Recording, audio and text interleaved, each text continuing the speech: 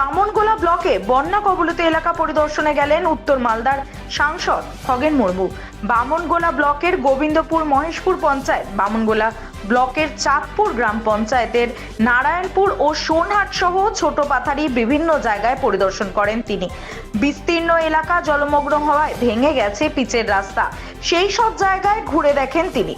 এই বিষয়ে উত্তর মালদার বিজেপি সাংসদ খগেন মুর্মু বলেন, আমরা বামনগোলা ব্লকের গোবিন্দপুর মহেশপুর অঞ্চলের বিভিন্ন জায়গা পরিদর্শন করলাম। বিভিন্ন জায়গায় দেখা যাচ্ছে কোথাও রাস্তা কেটে গেছে, কোথাও আবার রাস্তার উপর জমে রয়েছে জল।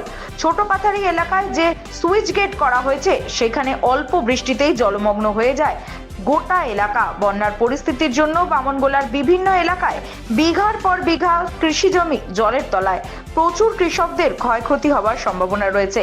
ছোট পাথারি এলাকায় জল পাস করানোর জন্য ব্যবস্থা নেওয়ার প্রয়োজন রয়েছে। জল বেরিয়ে গেলে কোনো সমস্যা হবে না। এই বিষয় নিয়ে জেলা শাসকের সঙ্গে আলোচনা করা হবে বলে জানিয়েছেন উত্তর মালদার বিজেপি সাংসদ খগেন মুর্মু।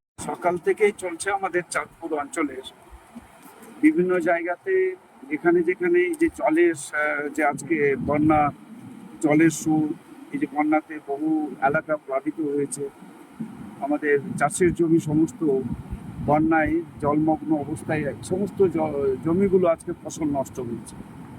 সমস্ত জায়গা আমরা পরিদর্শন করছি। আমার সাথে এখানে তো আমাদের এই চাঁদপুর গ্রাম পঞ্চায়েতের প্রধান সম্মানীয় আমাদের এখানে মানব নিউ আছেন, আমাদের মানব সরকার। এছাড়া আমাদের পঞ্চায়েতের সমস্ত কার্যকর্তা, এই এলাকার যারা আমাদের তারাও রয়েছেন, গ্রাম পঞ্চায়েত, পঞ্চায়েত সমিতির সদস্য যারা, তারাও সঙ্গে থেকেছেন।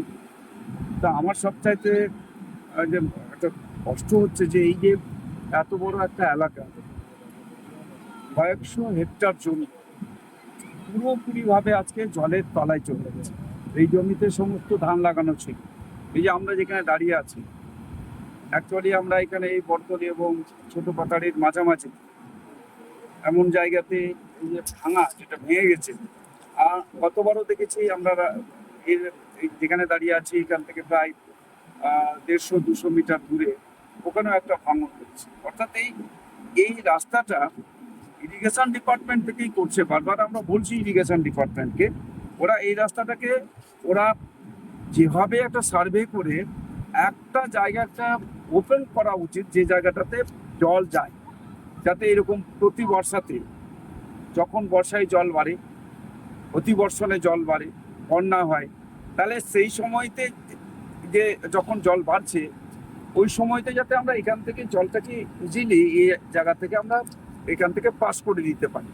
সেটা ইরিগেশন ডিপার্টমেন্টকে এই বিষয়তে আমি বলবো তারা একটা সার্ভে করুক, এবং সার্ভে করে নির্দিষ্ট একটা জায়গাতে, একটা জায়গা হতে পারে বা দুটো জায়গায় অন্তত পক্ষে এই একটা কালভার্ট করা দরকার। একটু বড় ধর, ছোট কালভার্ট দিলে হবে না, আবার জল আটকে যাবে, উপরে আবার বন্যা হয়ে যাবে, যেখান দিয়ে জল যেতে পারে। প্রধান সাহেবও একই কথা বলেছেন, আমাদের সম্মানীয় মানব সরকার, ওনারও বক্তব্য একই, যে আমরা যদি এখানে কালভার্ট করে দিতে পারি, বড় বড় স্প্যান যত বড় বড় করা যায়, জল পাস হয়ে যেতে পারে, ইজিলি সহজে চলে যেতে পারে।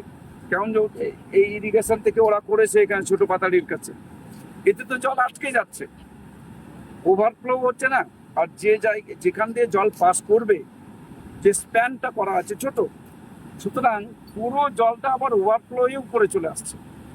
এখানে যেটা দেখা যাচ্ছে, এখনো আমরা দেখছি উপরের স্তর আর নিচে, আমরা যেখানে দাঁড়িয়ে আছি প্রায় এখনো আমার তো মনে হয় 3 ফিট উপরে এদিকে আছে, বাঁ দিকে 3 ফিট উপরে আছে, এদিকে 3 ফিট নিচে। এই যে অবস্থাটা, এটাকে হচ্ছে আমাদের ইরিগেশন ডিপার্টমেন্টকে ভালো করে সার্ভে করে তার একটা ডিপিআর তৈরি করতে হবে এবং তার ভিত্তিতে কাজ করা দরকার। সেটা আমরা কথা বলবো পরবর্তীতে, প্রধান সাহেব বলবেন, আমিও বলবো। আজকে সব জায়গায় পরিদর্শন করলাম, তো এই বিষয়তে পরবর্তীতে আমরা আবার ডিএম সাহেবের সাথেও কথা বলে এই ব্যাপারেতে আমরা আলোচনা করে কিভাবে এই সমস্যা থেকে মানুষকে রক্ষা করা যায়, মানুষের সমস্যা দূর করা যায়, সে বিষয়ে আমরা আলোচনা করবো এবং পরামর্শ দেব।